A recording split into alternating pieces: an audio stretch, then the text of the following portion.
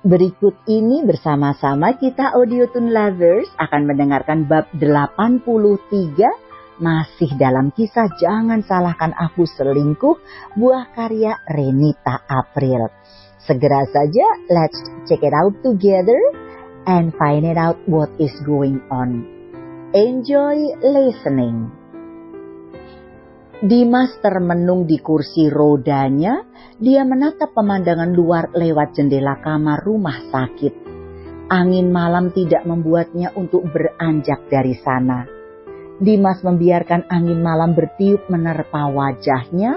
Sejak mendengar kabar kehamilan Ana, hatinya merasakan gundah. Dimas senang Ana bisa hamil, namun dia merasakan sakit karena Ana hamil anak dari suami barunya. Andai dulu dia sedikit bersabar, andai dulu dia dan kedua orang tuanya tidak terus menekan Ana, andai dia tidak mengikuti hawa nafsunya, sudah pasti dia akan hidup bahagia bersama dengan Ana. "Kamu baik-baik saja?" tanya Maya. Maya memperhatikan raut sedih di wajah Dimas sejak kepergian Ray dan Ana serta orang tuanya. Dimas hanya murung dengan menatap pemandangan luar. "Aku baik-baik saja," jawab Dimas. Maya mendekat dan berdiri di samping Dimas. "Aku mencintai seorang pria, tapi cinta itu bertepuk sebelah tangan. Ini semua salahku. Pria itu membenciku karena aku yang menyebabkan dia putus dengan kekasihnya." "Apa yang kamu lakukan?" tanya Dimas. "Aku tidur dengannya. Saat itu dia mabuk, aku hanya membantunya saja. Tapi malam itu aku malah dinodai. Pria itu menyalahkanku dan membuatku kehilangan semuanya. Tapi aku berusaha untuk bangkit dari rasa terpuruk itu. Untuk apa aku berlarut-larut dalam kesedihan? Masa depan panjang masih menantiku," tutur Maya. "Ana cinta pertamaku. Kami saling jatuh cinta. Wajahnya, senyumnya membuatku tidak bisa berpaling. Tahun demi tahun kami merasakan kebahagiaan." Dimas menjeda ucapannya lalu terkekeh. "Ini semua salahku yang tidak bersyukur. Apa hanya masalah anak saja yang membuatmu berpaling?" tanya Maya. "Saat itu Lisa hadir dalam hidupku.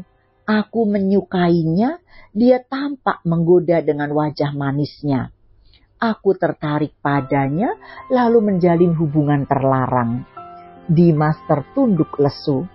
"Aku memang pria yang tidak tahu bersyukur. Aku membuang berlian demi sebuah batu kerikil." Maya meletakkan tangannya di pundak Dimas. Dia mengusap pundak yang melemah. "Semua itu sudah berlalu. Mungkin jodohmu hanya sampai di situ saja. Aku pria yang selalu merasa kurang. Ana melayaniku dengan sepenuh hatinya, tapi aku selalu menyakiti dirinya. Dia percaya padaku, tapi aku membohonginya," ungkap Dimas jujur.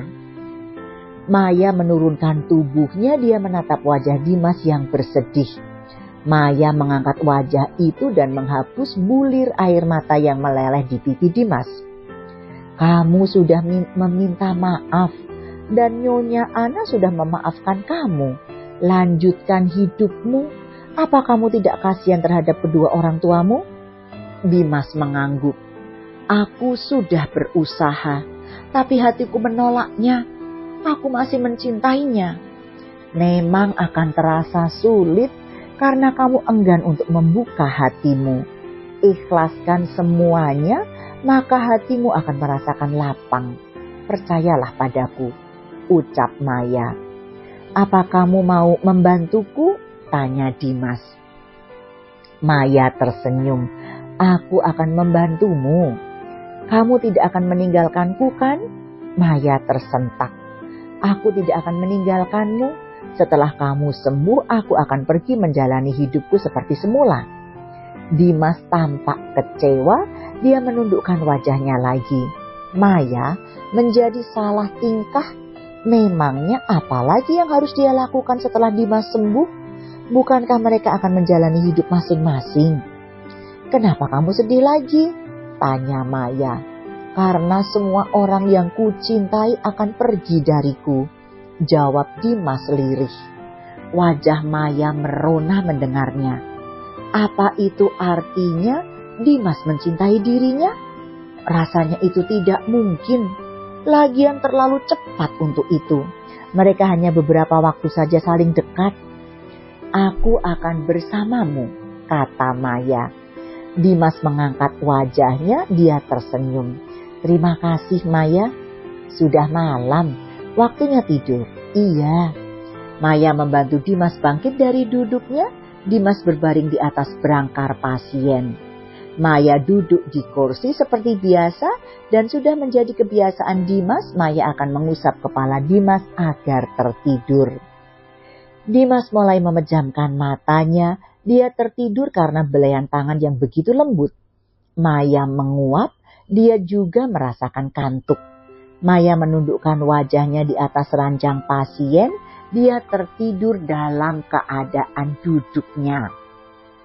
Dimas membuka matanya, dia melihat Maya dalam posisi tidur sambil duduk. Dimas turun dari ranjang secara perlahan. Dengan perlahan, dia mengangkat tubuh Maya naik ke atas ranjang pasien. Dimas mengusap lembut puncak kepala Maya. Setelah itu dia menuju kursi sofa. Dimas tertidur di sana. Mentari pagi bersinar terang. Maya menggeliat dari tidurnya. Rasanya kali ini dia tertidur dengan sangat nyenyak. Tubuhnya tidak sakit karena tidur di sofa. Maya membuka matanya, dia melihat sekeliling kamar, dia mengernyit melihat sosok pria yang masih tertidur di sofa. Maya baru menyadari jika dirinya yang berada di atas ranjang pasien. Kenapa aku yang tidur di sini sih?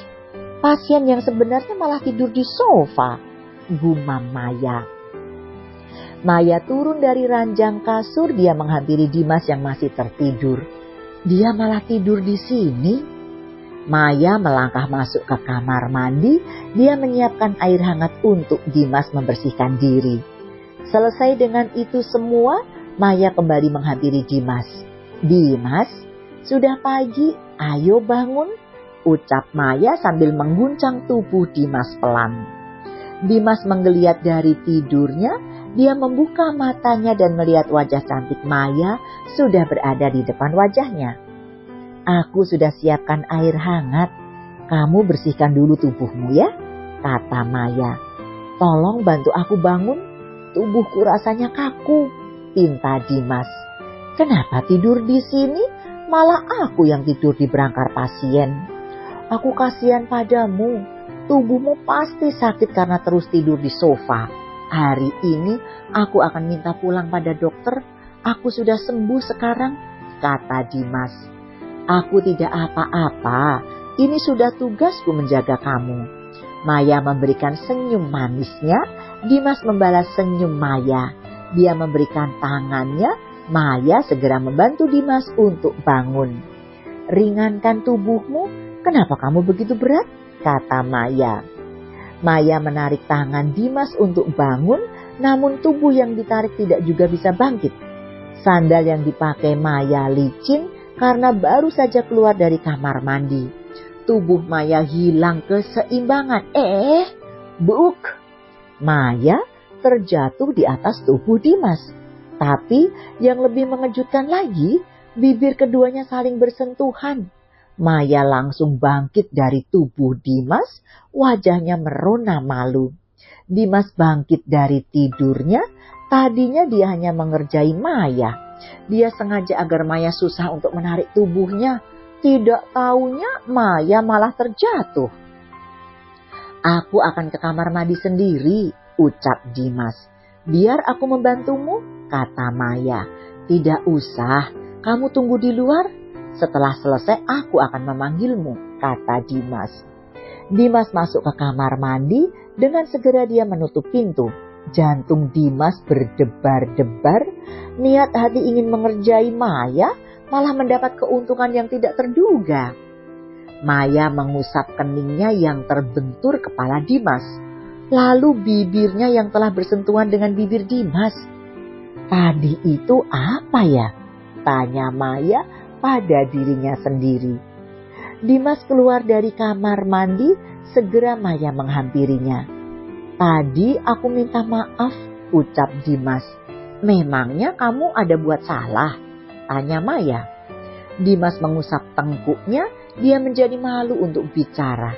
Lupakan saja, aku mau ketemu dokter, aku mau pulang. Maya mengerti maksud dari Dimas, pastilah Dimas ingin minta maaf karena masalah tadi. Maya tidak ingin membahasnya, dia malu karena hal tadi. Okay, that's it. To be continued and I will read the next chapter. But there is a note from Renita April yang mengatakan dukung author dengan vote like dan juga komennya ya. Ditunggu. Okay, Audiothon lovers, that's it. Kita akan bertemu lagi pada bab berikutnya. Stay put, stay tuned, don't go anywhere. To be continued. Bersambung.